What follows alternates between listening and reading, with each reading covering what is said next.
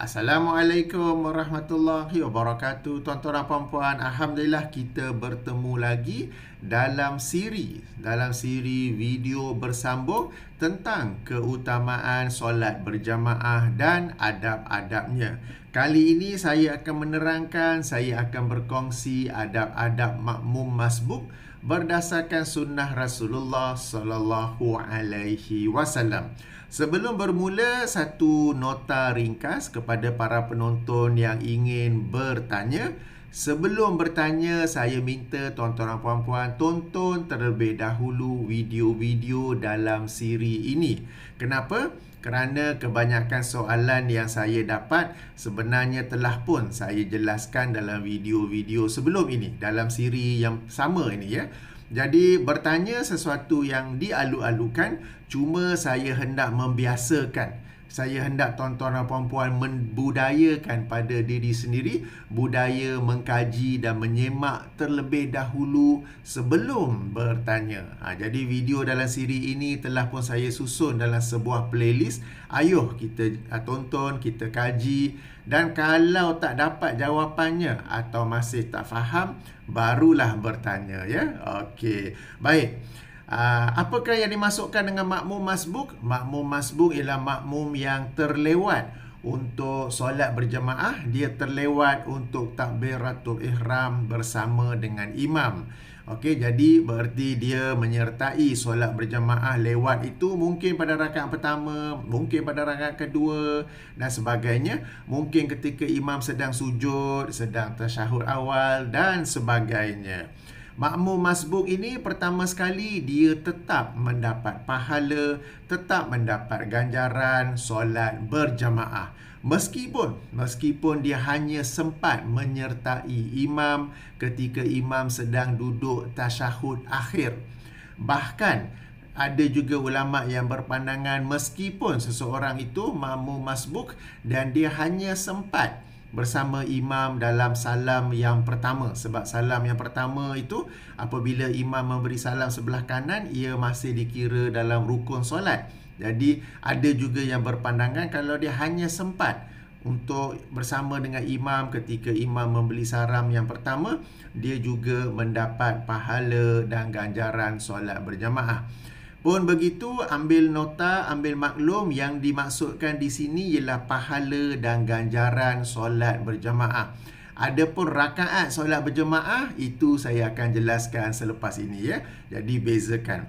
Bahkan sekali lagi dalam isu ini ada juga sebuah hadis Nabi SAW yang menerangkan jika seseorang itu terlewat dan dia mendapati solat jemaah telah pun selesai, dia tetap mendapat pahala solat berjamaah itu. Perkara ini telah saya jelaskan dalam sebuah video berasingan sebelum ini berjudul keutamaan solat berjamaah meskipun terlewat.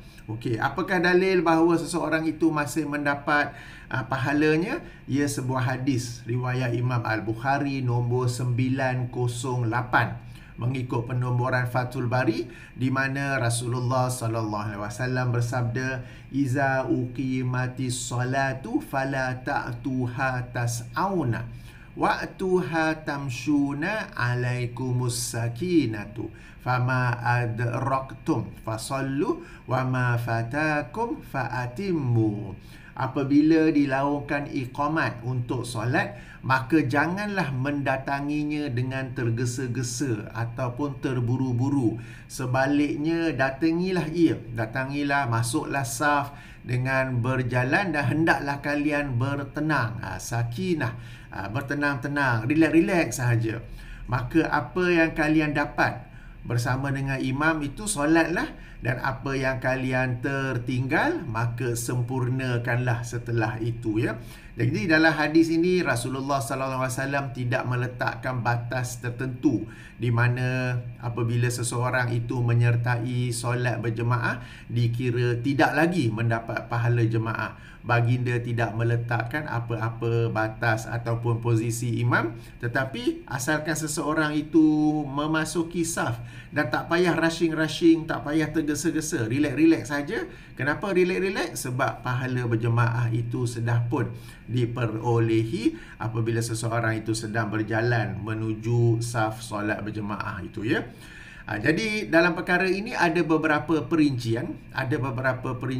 Pertama sekali, dibezakan antara makmum masbuk tak sengaja dengan makmum masbuk sengaja. Pula dah. Apa maksud tu ya?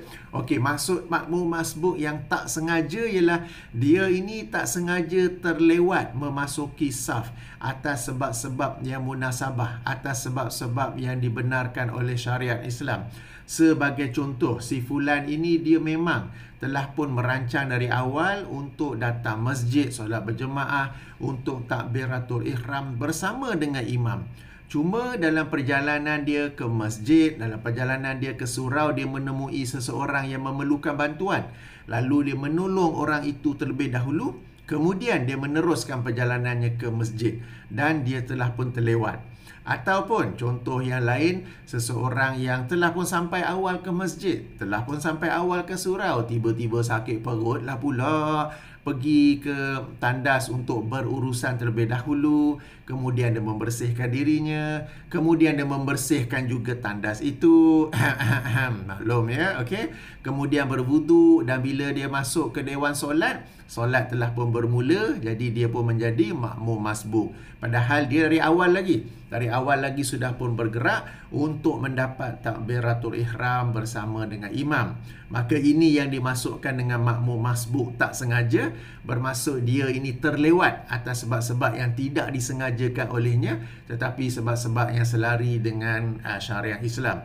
Maka bagi orang seperti ini, moga-moga dia mendapat pahala yang penuh. Moga-moga dia mendapat ganjaran pahala solat berjamaah yang penuh, sebagaimana kalau dia dapat hadir sejak dari takbiratul ihram bersama dengan imam. Okey, kes kedua, masbuk yang sengaja. Maksudnya yang sengaja lewat-lewat.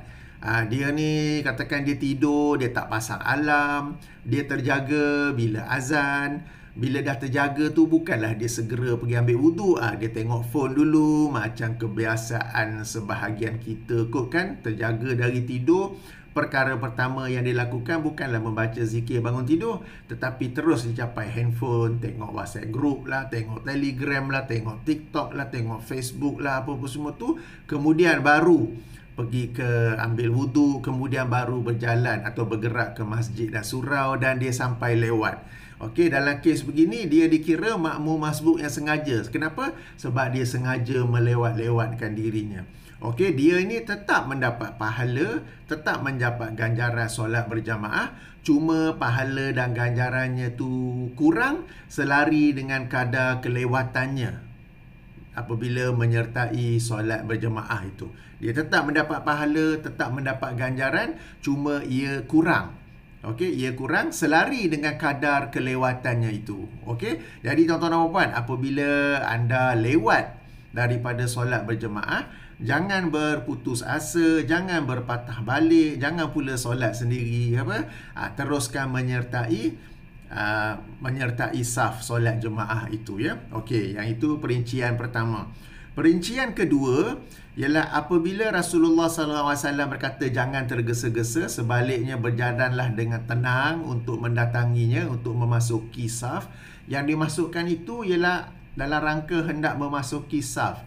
Apabila saja memasuki saf, terus takbiratul ihram dan terus ikut imam di mana jua posisinya. Ini saya katakan kenapa? Sebab ada sebahagian orang apabila dia telah masuk saf, dia tengok imam dalam posisi sujud, lalu dia membisik pada dirinya, tak apalah, aku tunggulah nanti imam bangun mulakan rakaat baru aku takbir dan ikut imam.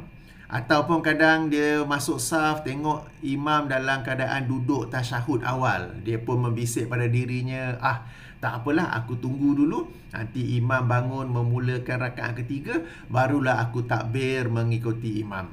Ini termasuk dalam tindakan yang tidak terpuji. Kerana yang disuruh oleh Rasulullah SAW ialah bertenang-tenang untuk memasuki saf. Apabila saja telah memasuki saf, hendaklah dia terus takbir dan terus mengikuti imam di mana jua posisi imam. Jangan pula melewat-lewatkan, sebab apabila dia melewatkannya, semakin berkuranglah pula pahalanya. Okey, dalam sebuah riwayat, dalam sebuah hadis riwayat Imam Ibnu Abi Syaibah dengan darjat yang sahih, ada seorang penduduk Madinah yang menerangkan bahawa Rasulullah SAW mendengar bunyi sandal atau terompahnya ketika baginda sedang sujud. Apabila selesai solat, baginda bertanya, siapakah yang tadi aku dengar suara sandalnya, suara selipernya? Okey, orang Madinah tu menjawab, aku wahai Rasulullah. Baginda bertanya, apa yang engkau lakukan? Beliau menjawab lagi, aku dapati engkau sedang sujud, maka aku pun sujud. Mendengar hal itu, baginda SAW menjawab, seperti itulah yang sepatutnya kalian lakukan.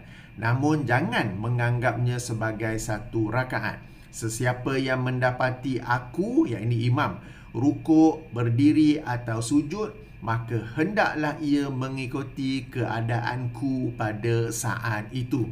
Okey, jadi apabila saja kita memasuki saf, terus takbiratul ihram dan terus ikut posisi imam. Kalau imam sedang sujud, kita terus turun sujud.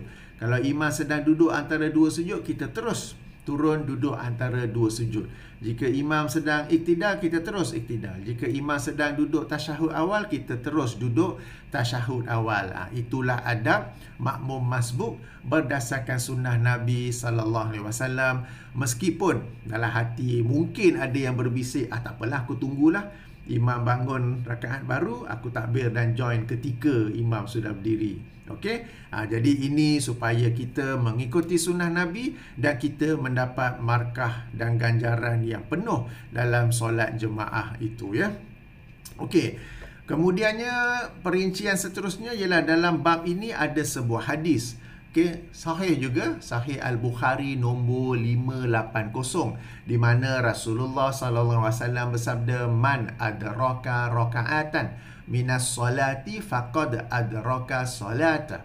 Sesiapa yang mendapat satu rakaat daripada solat, maka dia telah mendapat solat tersebut. Lalu ada yang menggunakan hadis ini sebagai dalil bahawa untuk mendapat pahala solat berjemaah itu, untuk mendapat ganjaran solat berjemaah itu, hendaklah paling kurang dia mendapat satu rukuk bersama, hendaklah dia mendapat satu rakaat daripada solat berjemaah itu. Paling minimum, the latest you can join the imam is at least you get one rakaat together with the imam. Okay, hadis ini sahih, tetapi penggunaannya sebagai dalil adalah tidak tepat, kerana hadis ini bukanlah merujuk kepada solat berjemaah, tetapi apabila ia merujuk kepada suasana apabila seseorang itu solat pada akhir waktu, apakah dia dikira, bilakah dia dikira telah mendapat solat tersebut, ya.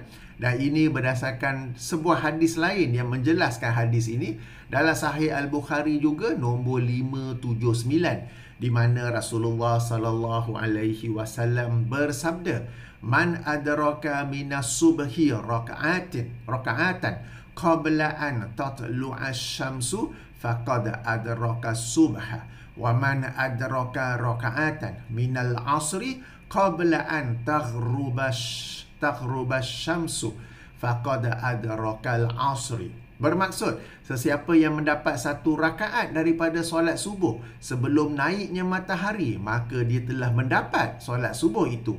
Dan sesiapa yang mendapat satu rakaat daripada solat asar sebelum terbenamnya matahari, sebelum masuknya waktu maghrib, maka dia telah mendapat rakaat itu. Maksud hadis ini ialah apabila seseorang itu katakan dia solat asar betul-betul di akhir waktu, 1 minit sebelum azan maghrib, 1 minit sebelum masuk waktu maghrib, baru dia nak solat. Lalu dia pun solat dan dia telah pun genap, cukup mendapat satu rakaat. Kemudian bila dia nak bangun rakaat kedua, barulah azan maghrib. Dia dikira telah pun mendapat solat asar tersebut dan dia boleh meneruskan solat itu. Berbanding pula kes kedua, sekala sama juga, solat asar di akhir waktu, dia sedang solat rakaat pertama, dia belum lagi melengkapkan, belum lagi mencukupkan rakaat pertama, telah pun azan. lalu dia tidak mendapat solat itu, hendaklah dia batalkan solat dan tunggu azan selesai. Bila azan yang sunnah ialah menjawab azan itu.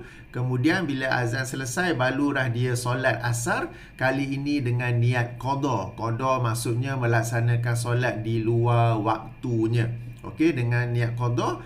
Lalu kemudian barulah dia solat maghrib dengan niat yang tunai, niat adaan. Okey, apabila kita solat untuk qada, tertib dia sama juga. Bukanlah maghrib dulu baru asar, tetapi asar barulah maghrib. Dalilnya adalah Sahih Al-Bukhari juga ketika perang Ahzab, ketika perang Khandaq, apabila tentera kafir yang bersekutu itu membuat serangan yang hebat ke atas kota Madinah, Rasulullah SAW serta para sahabatnya bersungguh-sungguh menjaga, membenteng kota Madinah sehingga mereka terlepas solat asar. Okey, jadi apabila maghrib, musuh pun berundur, lalu mereka barulah sempat hendak solat. Yang dilakukan ialah solat asar terlebih dahulu dengan niat qada, kemudian barulah solat maghrib. Jadi dia kena ikut tertibnya ya, meskipun untuk solat qada. Demikian juga untuk solat jamak. Solat jamak jika jamak takhir, ia tetap mengikut tertibnya. Zuhur dulu baru asar. Kalau maghrib isyak, maghrib dulu baru isyak bagi jamak takhir ya. Okey. Jadi ini yang sebenarnya dimasukkan oleh hadis tersebut. Okey. Poin seterusnya ialah bagaimana tata cara makmum masbuk. Bagaimana tata cara makmum masbuk? Okey, pertama berjalan dengan tenang memasuki saf sebagaimana telah saya bacakan hadisnya tadi. Nombor 2, apabila saja telah masuk saf, okey, terus takbiratul ihram dan terus mengikuti imam di mana jua posisi imam itu. Okey, dan di sini jangan pula kejar imam. Katakanlah seseorang itu dia memasuki saf dan mendapati imam dalam keadaan sujud. Lalu dia pula terus baca Fatihah laju, rukuk laju, iktidal laju dan terus sujud. Bukan begitu. Dia takbiratul ihram dan kemudian dia terus sujud. Okey. Jadi saya ulangi, apabila masuk saf takbiratul ihram, katakan imam sedang sujud, maka kita pun terus sujud. Bukan kita kejar imam dengan cara baca Fatihah dengan laju, rukuk dengan laju, iktidal dengan laju dan terus turun sujud dengan laju. Bukan sedemikian ya. Demikian juga apabila sudah takbiratul ihram, tak perlu lagi nak bersedekap tangan ke, nak takbir apa lagi, takbir perpindahan ke apa ke. Sebaliknya boleh terus saja mengikuti posisi imam, kerana yang disebut oleh Rasulullah SAW ialah kita ikut saja imam di mana jua posisi imam pada saat itu. Alright. Dan yang ketiga, poin ketiga ialah perkara yang penting, ialah cara mengira sama ada mendapat rakaat ataupun tidak. Okey, ini ada khilaf yang masyhur di kalangan para ulama. Pendapat pertama yang merupakan pendapat jumhur 4 mazhab. Jumhur maksudnya majoriti. Okey, majoriti 4 mazhab ialah apabila seseorang itu mendapat rukuk bersama dengan imam, maka dia mendapat rakaat tersebut meskipun dia tidak sempat untuk membaca surah Al-Fatihah. Okey, saya ulangi, pandangan jumhur, pandangan majoriti para ulama daripada 4 mazhab, apabila makmum masbuk itu menyertai saf, dia takbir dan dia mendapati imam sedang rukuk, lalu dia pun sempat rukuk bersama dengan imam. Sempat di sini bermaksudnya sempat rukuk sempurna, sempat juga tumakninah, lalu dia mendapat rakaat. Dan dalilnya hadis Abi Bakrah radhiyallahu anhu, Sahih Al-Bukhari nombor 783, di mana beliau menerangkan apabila dia memasuki masjid, dia mendapati Nabi SAW sedang rukuk, lalu dia pun takbir dan terus rukuk sebelum dia sampai saf. Lalu apabila perkara itu disampaikan kepada Rasulullah SAW, baginda memuji atas semangatnya itu dan cuma berkata jangan diulangi. Maksudnya di sini jangan diulangi bersegera ataupun berterburu-buru untuk memasuki saf. Rasulullah SAW tidak menyuruh beliau mengulangi rakaat itu, tidak menyuruhnya ya. Jadi apabila seseorang itu sempat rukuk bersama dengan imam, dia dikira telah pun mendapat rakaat itu, dan ini adalah pandangan jumhur. Okey, pandangan majoriti. Dalilnya hadis Abi Bakrah tersebut. Okey, kemudian ada pandangan minoriti. Pandangan minoriti yang meskipun minoriti, ia tetap juga kuat ya. Yang ini ia adalah pandangan Imam Al-Bukhari, Imam Ibnu Hazmin, dan salah satu pandangan dari kalangan tokoh mazhab Syafi'i ya, seperti Taqiyuddin As-Subki, dan juga pandangan yang dirajihkan oleh Imam Asy-Syaukani bahawa dia tidak mendapat rakaat tersebut. Kenapa pula tak dapat? Kerana rukun solat ialah takbiratul ihram, qiyam, yakni berdiri dan juga membaca surah Al-Fatihah. Barulah dia mendapat rakaat itu ya, di bahagian awal. Jadi apabila hendak dikatakan, apabila hendak dikecualikan qiyam dan juga bacaan surah Al-Fatihah daripada satu rakaat itu, hendaklah memiliki dalil yang jelas, dalil yang kukuh lagi jelas, apa yang disebut dalam bidang usul fiqh sebagai qat'i ad-dalalah. Hadis Abi Bakrah itu memang sahih. Okey, memang sahih qat'i al-wurud, tetapi dari sudut dalalahnya, dari sudut hukumnya, ia masih memungkinkan kepada penafsiran yang lain. Yang ini Abi Bakrah hanya menjelaskan bahawa dia menyertai ketika sedang rukuk. Okey, dia tak terang pun lepas tu sama ada dia ganti balik atau tidak rakaat itu. Dan dalam hadis itu senyap, maknanya tidak diterangkan sama ada Abi Bakrah mengganti semula rakaat itu ataupun tidak. Okey, jadi di sini hadis itu ia terbuka kepada penafsiran. Apakah Abi Bakrah menggantikan rakaat yang dia sertai ketika rukuk ataupun tidak. Jadi bagi pandangan yang minoritinya, dia kata hadis ini sebenarnya terbuka. Ia tidaklah mengecualikan, ia tidaklah menjadi dalil bagi mengabaikan rukun-rukun solat yang lain, yang ini untuk qiyam, berdiri, dan juga membaca surah Al-Fatihah. Jadi bagi pandangan yang minoriti ini, pandangan kedua ini, selagi mana seseorang itu tidak sempat qiyam, tidak sempat membaca surah Al-Fatihah secara penuh, dia tidak mendapat rakaat itu. Okey. Jadi sekali lagi saya ulangi, ada khilaf dalam perkara ini. Pandangan jumhur berkata asalkan dia sudah mendapat rukuk yang sempurna bersama dengan imam, meskipun dia tidak sempat qiyam, dia tidak sempat membaca surah Al-Fatihah, dia telah pun mendapat rakaat itu. Pandangan yang kedua yang boleh dikatakan minoriti ialah dalil yang dijadikan hujah dalam perkara ini adalah tidak jelas, tidak padu. Ia masih memungkinkan penafsiran yang lain, dan ia tidaklah mengecualikan seseorang itu daripada kewajipan untuk tetap qiyam dan juga membaca surah Al-Fatihah ketika sedang qiyam itu ya. Jadi ini dua pandangan yang masyhur dalam bab ini. Mungkin tuan-tuan dan puan-puan sebelum ini makruf mengetahui pandangan yang pertama, apabila mendapat rukuk maka dapat rakaat. Jadi di sini saya jelaskan bahawa sebenarnya ada khilaf dalam perkara itu ya. Okey. Jadi sebagai contoh, katakanlah seseorang itu, katakanlah anda berpegang pada pandangan yang pertama, lalu anda menjadi makmum masbuk untuk solat subuh.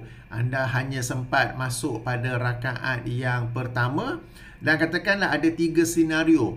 Pertama, anda masuk rakaat pertama ketika imam sudah pun rukuk, yakni ketika dia sedang iktidal ke, sedang sujud ke, duduk antara dua sujud ke, maka anda pun terus mengikutinya. Apabila imam memberi salam, anda kena sempurnakan lagi 2 rakaat, sebab rakaat pertama yang anda sertai itu imam sudah pun rukuk. Jadi ia tidak dikira mendapat rakaat, cuma dikira telah pun mendapat pahala solat berjemaah itu. Okey, keadaan kedua, apabila anda menyertai imam sedang rukuk dan anda juga dapat rukuk dengan sempurna, dengan tamakninah. Okey, apabila selesai solat, anda hanya perlu menambah 1 rakaat lagi, kerana rakaat pertama yang anda sertai itu anda telah pun mendapat rakaatnya kerana anda menyertai ketika imam sedang rukuk. Okey, keadaan yang ketiga, anda menyertai solat berjemaah ketika imam sebelum rukuk dan anda tak sempat pun habis baca surah Al-Fatihah, imam sudah rukuk, anda pun ikut sama rukuk. Apabila imam memberi salam, anda hanya perlu tambah satu saja lagi rakaat. Rakaat yang anda sertai imam itu dikira telah pun mendapat rakaat kerana anda sempat rukuk bersama imam. Jadi garis pemisahnya itu ialah sempat rukuk ataupun tidak secara sempurna bersama dengan imam. Ini jika anda ikut pandangan pertama, yang ini pandangan yang jumhur itu. Baik, poin seterusnya tentang solat berjemaah sebagai makmum masbuk. Bilakah dikiranya imam selesai solat untuk anda bangun menyempurnakan mana-mana rakaat yang belum lagi itu? Saya dapati kebanyakan orang apabila imam memberi salam yang pertama ke kanan, dia sudah terus bangun. Yang betul ialah dia kena tunggu imam memberi salam yang kedua. Sebab syaratnya ialah apabila imam selesai solat, barulah makmum masbuk bangun untuk menyempurnakan apa yang berbaki. Dan imam hanya dikira telah pun selesai solat apabila dia memberi salam yang ke kanan dan yang ke kiri. Meskipun yang ke kiri itu hukumnya itu sunat, tetapi bagi makmum masbuk ialah dia menunggu imam habis solat, yang ini habis memberi salam yang kedua, barulah dia bangun. Okey? Dan poin yang terakhir ialah apakah patut makmum masbuk sesama mereka membentuk jemaah yang kedua? Okay, katakanlah ada makmum masbuk 4 orang. Imam dah selesai, ada makmum masbuk 4 orang kat belakang tu. Apakah 3 daripada mereka patut berundur ke belakang dan menjadikan salah satu daripada mereka sebagai imam? Jawapannya tidak. Sebab anda, yang ini makmum masbuk yang 4 orang tersebut, telah pun mendapat pahala solat berjemaah, telah pun mendapat jemaah. Maka masing-masing meneruskan solatnya secara bersendirian, bukan pula membentuk jemaah yang kedua. Okey, jadi tuan-tuan, itulah beberapa perkara tentang adab-adab makmum masbuk berdasarkan sunnah Rasulullah sallallahu alaihi wasallam dan juga pandangan para ulama. Jadi mungkin poin yang penting di sini ialah berlakunya khilaf di kalangan mereka tentang bagaimana mendapat rakaat ataupun tidak. Sekali lagi saya ulangi, di sisi jumhur, apabila sempat rukuk secara sempurna bersama dengan imam, maka makmum masbuk itu dikira telah mendapat rakaat. Pandangan yang kedua ialah makmum masbuk itu hendaklah tetap sempat berdiri dan membaca surah Al-Fatihah secara penuh, secara sempurna, barulah dia dikira telah pun mendapat rakaat. Okey, jadi di situ ada khilafnya. Moga-moga bermanfaat supaya seandainya di kalangan kita ada yang menjadi makmum masbuk, kita tetap mendapat pahala yang penuh dan solat kita juga sah. Subhanakallahumma wa bihamdika asyhadu an la ilaha illa anta astaghfiruka wa atubu ilaika. Assalamualaikum warahmatullahi wabarakatuh. Okey, sudah landing. Alright, sekarang landing.